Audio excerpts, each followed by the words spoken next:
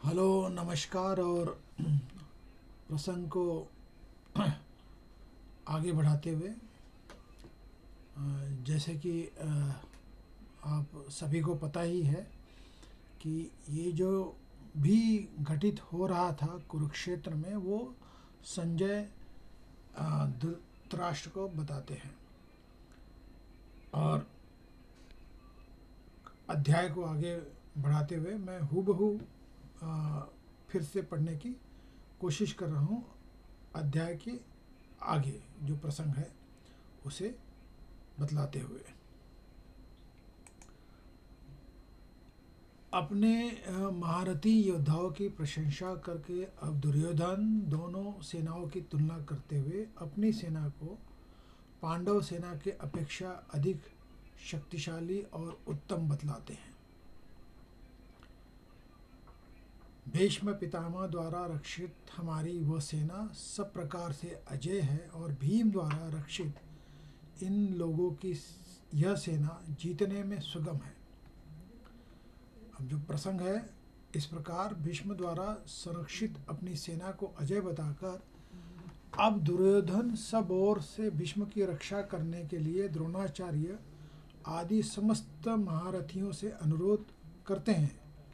और वो कहते हैं, इसलिए सब मोर्चों पर अपनी अपनी जगह स्थित रहते हुए आप लोग सभी निसंदेह भीष्म पितामह की ही सब ओर से रक्षा करें। प्रसंग है दुर्योधन के द्वारा अपने पक्ष के महारथियों की विशेष रूप से पितामह भीष्म की प्रशंसा किए जाने का वर्णन सुनकर अब संजय उसके बाद की घटनाओं का वर्णन करते हैं। कौरवों में वृद्ध बड़े प्रतापी पितामह भीष्म ने उस दुर्योधन के हृदय में हर्ष उत्पन्न करते हुए उच्च स्वर से सिंह की दहाड़ के समान गरज कर शंख बजाया। इसके पश्चात शंख और नगारे तथा ढोल मृदंग और नरसिंगे आदि बजे, एक साथ बजे। उनका वह शब्द बड़ा भयंकर।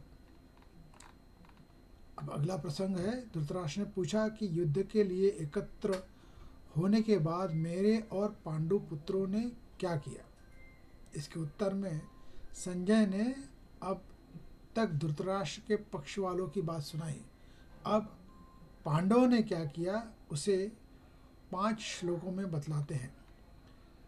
इसके अनंतर सफ़ेद घोड़ों से युक्त उत्तम रथ में बैठे हुए श्री कृष्ण महाराज और अर्जुन ने भी अलौकिक शंख बजाए। श्री कृष्ण महाराज ने पांचजन्य नामक, अर्जुन ने देवदत्त नामक और भयानक कर्म वाले भीमसेन ने पौंड्र नामक महाशंख बजाए। कुंती पुत्र राजा युधिष्ठिर ने अनंत विजय नामक और नकुल तथा सहदेव ने सुघोष और मणिपुष्पक नामक शंख बजाए।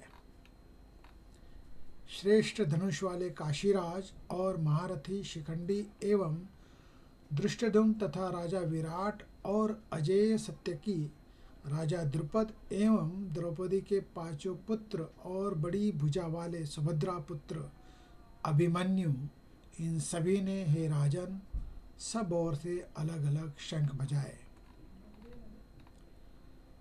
अब जो प्रसंग है, भगवान श्री कृष्ण और अर्जुन के पश्चात पांडव सेना के अनन्य शूरवीरों द्वारा सब ओर से शंख बजाए जाने के बाद कहकर अब शंख ध्वनिका का क्या परिणाम हुआ उसे संजय बताते हैं। और उस भयानक शब्द ने आकाश और पृथ्वी को भी गूंजते हुए धृतराष्ट्र को, यानी आपके पक्ष वाले के हृदय विदर्ण कर दिए। पांडवों की शंखध्वनि से कौरव वीरों की व्यथित होने का वर्णन करके अब 4 श्लोक में भगवान श्री कृष्ण के प्रति कहे हुए अर्जुन के उत्साहपूर्ण वचनों का वर्णन किया। हे राजन, इसके बाद कपिध्वज अर्जुन ने मोर्चा बांधकर डटे हुए धृतराष्ट्र संबंधियों को देखकर उस शस्त्र चलाने की तैयारी के समय धनुष उठाकर ऋषिकेश श्री कृष्ण महाराज से यह वचन कहा, हे अच्युत, मेरे रथ को दोनों सेनाओं के बीच में खड़ा कीजिए। अब यहाँ तक का जो वर्णन है जिसे मैंने हिंदी में पढ़कर बताने की कोशिश की, उसे मैं आपको फिर से अंग्रेजी में कहने की या पढ़ के बताने की कोशिश करूँगा। प्रसंग वही अपने योद्धाओं की प्रशंसा करके अब दुर्योधन दोनों सेनाओं की तुलना करते हुए अपनी सेना को पांडव सेना की अपेक्षा अधिक शक्तिशाली और उत्तम बतलाते हैं।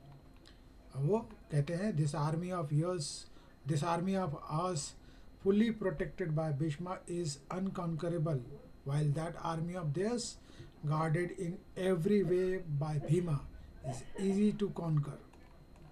Therefore, stationed in your respective positions on all fronts, you all guard Bhishma in particular on all sides. The grand old man of the Kaurava raised their glorious granduncle Bhishma, cheering up Duryodhana, roared terribly like a lion and blew his conch. Then conches, kettle drums, tabors, drums and trumpets suddenly blared forth, and the noise was tumultuous. Then seated in the glorious chariot drawn by white horse, Sri Krishna as well as Arjuna blew their celestial conches. Sri Krishna blew his conch named Panchajanya. Arjuna, his own called Devadatta, while Bhima of terrible deeds blew his mighty conch Pandura. King Yudhishthira, son of Kunti, blew his conch Ananta Vijaya, while Nakul and Sahadeva blew theirs, known as Sughosha and Manipushpaka respectively.